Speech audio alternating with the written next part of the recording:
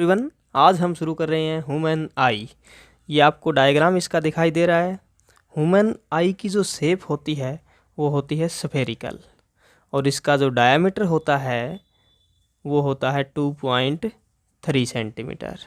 इसके ऑर्गन हमने दिखा दिए हैं, ये आपको लर्न कर लेने हैं। जो आउटर मोस्ट पार्ट है, जो उभरा हुआ भाग दिखाई दे रहा है, ये कॉर्निया है। कॉर्निया के ठीक बाद में ये जो डार्क मसल्स हैं ये आइरिस हैं। उसके ठीक बीच में ये जो स्पेस दिखाई दे रहा है, खाली जगह ये दिखाई दे रही है, ये प्यूपिल है। उसके ठीक बाद में ये लेंस है, जिसे क्रिस्टलाइन लेंस भी कहा जाता है। लेंस के ठीक चारों तरफ ये सिलेरी मसल्स हैं, और ठीक पीछे ये रेटिना है, और उसके बाद ऑप्टिक नर्व्स हैं। तो चलिए हम इसको समझते हैं। इसकी शेप स्फेरिकल है, डायमीटर 2.3 सेंटीमीटर है। सबसे पहला कॉर्निया। कॉर्निया ह्यूमन आई का आउटर मोस्ट पार्ट है, और ये ट्रांसपेरेंट होता है। आउटर मोस्ट ट्रांसपेरेंट और उभरा हुआ भाग है, ये आपको डायग्राम में आप स्पष्ट देख सकते हैं। आउटर मोस्ट ट्रांसपेरेंट उभरा हुआ भाग, इसी के अंदर से लाइट ह्यूमन आई के अंदर प्रवेश करती है। तो लाइट कहाँ से प्रवेश करती है? कॉर्निया से। उसके बाद कॉर्निया के ठीक बाद हम डायग्राम में देख रहे हैं, ये आपको दिखाई दे रहा है खाली जगह। ये क्या है? प्यूपिल, जिसे हम हिंदी में पुतली भी कहते हैं, आँख की पुतली, प्यूपिल। तो ये पुतली क्या काम करती है? पुतली control the amount of light entering the आई। प्यूपिल क्या काम करती है? जो लाइट हमारी आँख के अंदर जाती है उसकी अमाउंट को कंट्रोल करती है। जैसे हम ब्राइट लाइट में जाते हैं, तेज़ लाइट में जाते हैं, तो प्यूपिल का साइज़ छोटा हो जाता है, प्यूपिल कॉन्ट्रैक्ट हो जाती है। जब हम डिम लाइट में जाते हैं तो प्यूपिल का साइज़ बड़ा हो जाता है, ये एक्सपेंड हो जाती है, फैल जाती है।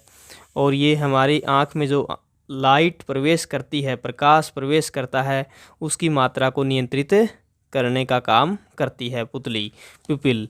तो प्यूपिल का क्या कार्य है? प्यूपिल का कार्य है आँख में प्रवेश करने वाले प्रकाश की मात्रा को नियंत्रित करना। अब प्यूपिल का आकार छोटा और बड़ा होता है, उसके आकार को छोटा और बड़ा कौन करता है? आइरिस। आइरिस का क्या फंक्शन है? ये आइरिस डार्क मसल्स होती हैं, डार्क मसल्स होती हैं। अगर ये आगे की तरफ चली जाएंगी तो ये बीच वाला जो गैप है ये कम बच जाएगा, प्यूपिल का आकार छोटा हो जाएगा। अगर ये डार्क वापस इस तरफ चली जाएंगी तो इसका आकार बढ़ जाएगा। तो ये आइरिस का मेन फंक्शन क्या है?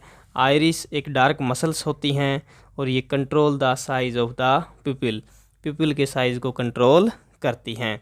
उसके बाद आता है लेंस। लेंस जो है आप डायग्राम में देख रहे हैं, ये लेंस किस तरह का दिखाई दे रहा है आपको? Convex lens. कन्वेक्स लेंस है, और इस लेंस का मेन काम क्या है? जब लाइट आती है तो ये लाइट को फोकस करता है, और ये लाइट को फोकस कहाँ करेगा? रेटिना पर करेगा। ये लेंस कन्वेक्स लेंस है, और इसकी जो इमेज बनेगी वो रेटिना पर बनती है। और जो इमेज का जो नेचर होगा वो वास्तव में बन रही है और उल्टी बनती है। तो इस इमेज का नेचर हम बताएंगे रियल और इन्वर्टेड। एग्ज़ाम में पूछ भी लेते हैं कि जो ह्यूमन आई के अंदर जो लेंस होता है वो कौन से टाइप का होता है? वो कन्वेक्स टाइप का लेंस होता है। और ये इसका मेन काम क्या है? Focus light on retina, retina के ऊपर लाइट को फोकस करता है, और इसके द्वारा जो इमेज बनाई जाती है रेटिना के ऊपर वो रियल और इन्वर्टेड होती है। तो ये आपको याद रख लेना है। उसके बाद सिलेरी मसल्स। सिलेरी मसल्स आप देख रहे हैं लेंस के दोनों तरफ, ये जो मसल्स हैं इन्हें सिलेरी मसल्स कहा जाता है। इनका मुख्य काम है लेंस के आकार को कंट्रोल करना, लेंस के साइज़ को कंट्रोल करना। अब लेंस का साइज़ छोटा भी होता है और बड़ा भी हो जाता है। वो चेंज कैसे होगा? वो चेंज होगा सिलेरी मसल्स की वजह से। अब ऑब्जेक्ट कोई नज़दीक रखी हुई है, नियर रखी हुई है, तो उसकी भी जो इमेज है वो रेटिना पर बनती है, और ऑब्जेक्ट अगर हम दूर रख देंगे तो उसकी इमेज भी कहाँ बनेगी? रेटिना पर बनेगी। ऐसा क्यों होता है? क्योंकि सिलेरी मसल्स लेंस के साइज़ को कंट्रोल करती हैं, और लेंस के साइज़ को चेंज करके हमेशा ही वो लाइट कहाँ पर फोकस करवाती हैं? रेटिना के ऊपर फोकस करवाती हैं। चाहे ऑब्जेक्ट दूर रखी हो या पास रखी हो, लेकिन उसके द्वारा जो रिफ्लेक्टेड लाइट है वो कहाँ पर फोकस होगी? रेटिना के ऊपर फोकस होगी। तो ये आपको याद रख लेना है कि सिलेरी मसल्स का मेन फंक्शन क्या है? Control the size of the lens, और लेंस का साइज चेंज किया जाता है। चेंज क्यों किया जाता है? क्योंकि चेंज करने की ज़रूरत पड़ती है। एक ऑब्जेक्ट नज़दीक ऑब्जेक्ट है उसकी इमेज रेटिना पर बनानी होती है, और दूर ऑब्जेक्ट अगर रखी है तो उसकी भी इमेज कहाँ बनानी होती है? रेटिना पर बनानी होती है। इसलिए उसके साइज़ को चेंज करने की ज़रूरत होती है। और साइज चेंज कौन करेगा? Ciliary muscles. जब हम ओल्ड हो जाएंगे, बूढ़े हो जाएंगे, तो ये हो सकता है ये मसल्स कमज़ोर हो जाएं और इमेज रेटिना पर ना बने। तो वो डिफेक्ट के अंदर हम पढ़ेंगे कि क्या क्या डिफेक्ट क्रिएट हो सकते हैं। उसके बाद सिलेरी मसल्स के बाद हम पढ़ते हैं रेटिना के बारे में। रेटिना जो है ये ठीक ह्यूमन आई के पीछे वाला भाग आप देख रहे हैं। इस प्रकार रेटिना ये एक मेम्ब्रेन की तरह होती है और इसके ऊपर काफ़ी ज़्यादा मात्रा में सेंसिटिव सेल्स होती हैं, लार्ज नंबर ऑफ सेल्स होती हैं। और ये सेल्स क्या करेंगी? लाइट को डिटेक्ट करती हैं। इसमें मेनली 2 प्रकार की सेल्स होती हैं, एक रोड सेल्स और दूसरी कोन सेल्स। रोड सेल्स का जो शेप होती है वो रोड की तरह होती है, इसलिए इन्हें रोड सेल कहा जाता है। और ये लाइट के प्रति सेंसिटिव होती हैं, लाइट को डिटेक्ट करती हैं। दूसरी कोन सेल का जो साइज़ है वो कोन की तरह होता है, इसलिए इन्हें कोन सेल कहा जाता है। ये कलर को डिटेक्ट करती हैं। जो हमें कलरफुल वर्ल्ड नज़र आ रहा है वो कोन सेल की वजह से नज़र आ रहा है। हम जो देख पाते हैं वो रोड सेल की वजह से देख पाते हैं, और जो कलर हम देख पाते हैं, रंग बिरंगे संसार को देख पाते हैं, वो कोन सेल की वजह से देख पाते हैं। यदि हमारे आई के अंदर कोन सेल नहीं होंगी तो हमें कलर नज़र नहीं आएंगे, कलर ब्लाइंडनेस हम हो जाएंगे। अगर ये कोन सेल की संख्या कम हो जाएगी तो एक रोग होता है, डिजीज़ होता है, जिसे कलर ब्लाइंडनेस कहा जाता है। रोड सेल कम हो जाएंगी तो हमें कम दिखना शुरू हो जाएगा। जो ओवल है, उल्लू होते हैं, या जो रात में जो जानवर जिनको स्पष्ट दिखाई दे जाता है, उनमें रोड सेल की नंबर ज़्यादा होती हैं, large number of road sales होते हैं। तो रोड सेल क्या करेंगे? लाइट को डिटेक्ट करते हैं, लाइट के प्रति सेंसिटिव होते हैं।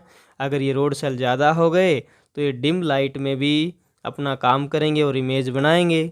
इसलिए कुछ जानवर, कुछ जीव रात को भी देख सकते हैं क्योंकि उनमें रोड सेल की संख्या ज़्यादा होती है।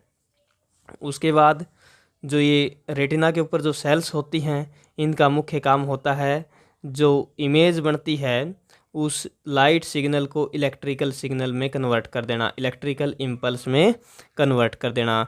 ये जो सेल्स होती हैं एक इलेक्ट्रिकल इम्पल्स यहाँ से जनरेट करती हैं, और इलेक्ट्रिकल इम्पल्स ऑप्टिक नर्व्स जो हैं वो ब्रेन के पास भेजती हैं। तो देखिए रेटिना के ऊपर सेल हैं, यहाँ पर इमेज बनेगी रेटिना पर, और इमेज बनेगी तो जो लाइट जो सिग्नल है, लाइट का जो सिग्नल है उसको इलेक्ट्रिकल सिग्नल में कन्वर्ट किया जाता है।